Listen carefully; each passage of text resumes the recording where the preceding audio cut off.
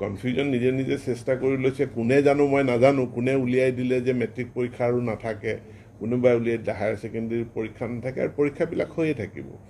9তো পৰীক্ষা হ'ব 10তো পৰীক্ষা হ'ব একাদশ শ্ৰেণীটো হ'ব দ্বাদশ শ্ৰেণীটো হ'ব কিন্তু পূৰ্বৰে পৰা আমাৰ এটা পৰীক্ষা আছে মেট্ৰিক পৰীক্ষাটোক আগতে আমি যেহেতু হাইস্কুল শিক্ষান্ত বুলি কৈছিলোঁ আৰু মেট্ৰিক পৰীক্ষাটোক লৈ বহুত উৎসাহ উদ্দীপনা থাকে মই ভাবোঁ যে এই উৎসাহ উদ্দীপনা ইমান বেয়া কথাও নহয় উৎসাহ উদ্দীপনা ভাল প্ৰতিযোগিতা থাকে বিদ্যালয়সমূহৰ মাজত মই বিদ্যালয়ৰ প্ৰতিযোগিতাটোও ভাল আৰু সেইকাৰণে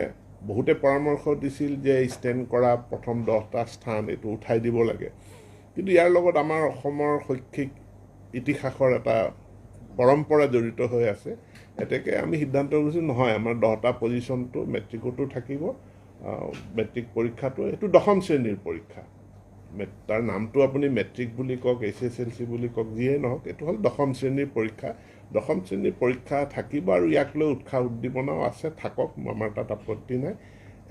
দ্বাদশ শ্ৰেণীৰ পৰীক্ষাটো খুবেই গুৰুত্বপূৰ্ণ পৰীক্ষা আৰু এই গুৰুত্বপূৰ্ণ পৰীক্ষাৰ পাছতে মানুহ কোনোবা মেডিকেলত যায় কোনোবা ইঞ্জিনিয়াৰিঙত যায় বেলেগ বেলেগ প্ৰফেশ্যনেল কোৰ্ছবিলাকতো যায় আৰু এবাৰ বহুত প্ৰেছাৰ থকাৰ কাৰণেও আমি যেহেতু এই কথাটো বুজিছিলোঁ যে এই ছাত্ৰ ছাত্ৰীসকলে বিভিন্ন প্ৰফেশ্যনেল বা সৰ্বভাৰতীয় প্ৰতিযোগিতামূলক পৰীক্ষাৰ ফালেও যাব লাগিব আমি সেইকাৰণে সিলেবাছ সংকুচিত কৰা নাই আমাৰ 100% সিলেবাছৰ ওপৰতে কুৱেশ্যন হৈছিলে খালি কুৱেশ্যনত যথেষ্ট অপশ্যন দিয়া হৈছিলে